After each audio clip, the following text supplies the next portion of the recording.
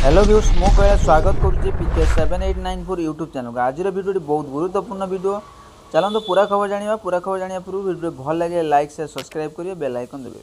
Odisha high school शिक्षक आशायी संघ विक्षोभ। हाईस्कूल शिक्षक नियुक्ति दाबी में आज महात्मा गांधी मार्ग में ओडिशा हाईस्कूल शिक्षक आशायी संघ पक्षर धारणा दि जाएगी।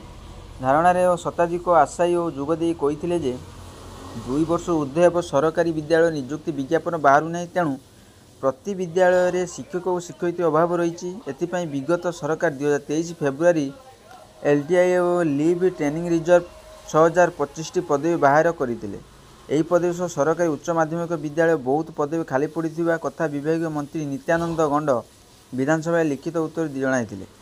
सबु पदवी पूरण पर आशायी छात्र मुख्यमंत्री अभियोग प्रकोष्ठ जणाया पर मुख्यमंत्री शीघ्र पदवी पूरण नहीं नियुक्ति प्रक्रिया आरंभ होब बोली प्रतिश्रुति देते।